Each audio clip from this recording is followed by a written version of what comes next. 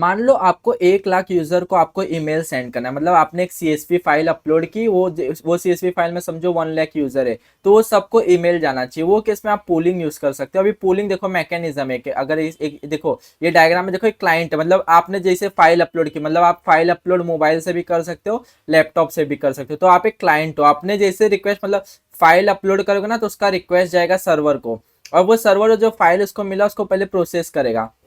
फिर वो प्रोसेस करने के बाद है ना, जैसे अब भी वो क्या करेगा, प्रोसेस करने के बाद सिंस देखो 1 लाख यूजर को वो सर्वर इधर ही सब मतलब कैलकुलेशन नहीं करेगा, क्योंकि 1 लाख अगर 1 लाख यूजर को उसको ईमेल सेंड करना है तो उसमें टाइम कंज्यूमिंग रहेगा, मतलब 4 से 5 मिनट लग सकते हैं। तो वो क्लाइंट को उतना देर तक वेट नहीं करेगा, क्योंकि क्लाइंट अब फ्रस्ट्रेट हो जाएगा कि 5 सेकंड तक ये लोडिंग शो हो रहा है। तो वो केस में क्या करेगा, वो जो सीएसवी रहेगा उसको बैकग्राउंड जॉब में दे देगा। इनकेस अगर समझो वर्कर है, वर्कर को दे देगा, सेकंड रिक्वेस्ट वर्कर को चला जाएगा, और जो उसकी जॉब आईडी होगी, जैसे ये जॉब हो गया, ये जॉब सेंड किया, और इसकी जो आईडी होगी ना वो रिटर्न कर देगा क्लाइंट को। अब यहाँ आता है पुलिंग का कॉन्सेप्ट। पुलिंग क्या है? Pulling is when a client repeatedly ask the server if a task is completed और नॉट। सो क्लाइंट क्या करेगा, समझो ये जॉब आईडी मिला, अब जॉब आईडी समझो एक केस में 1 2 3, इसको एक जॉब आईडी सर्वर ने क्लाइंट को दे दिया। अब क्लाइंट क्या करेगा पता है, ये जो जॉब आईडी इसको मिली है ना, वो हर समझो 5 सेकंड में सर्वर को पूछेगा कि भाई ये जॉब आईडी जो है इसका ये मतलब आपने जो सर जो मतलब बोलते हैं ना जॉब आईडी का ये स्टेटस कंप्लीट हुआ कि नहीं, जो प्रोसेस आप कर रहे हो। सो समझो फोर्थ रिक्वेस्ट भेजा, कंप्लीट हुआ कि नहीं, सर्वर ने बोला नहीं कंप्लीट हुआ।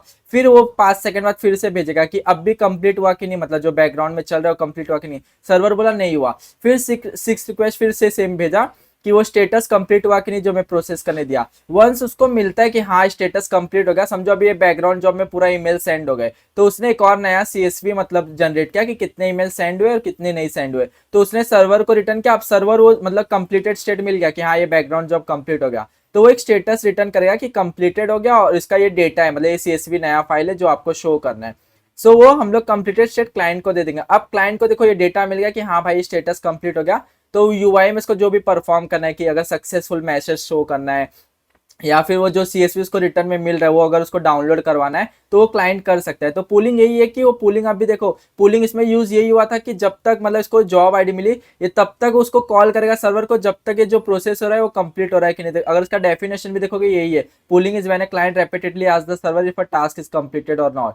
तो इसका यूज केस देखो मोस्टली फाइल अपलोड प्रोसेसिंग में होता है, रिपोर्ट जनरेशन में होता है, ईमेल सेंडिंग स्टेटस में होता है। तो इसके कुछ कॉमन यूज केस है। सो इस वीडियो में इतना ही। Thank you.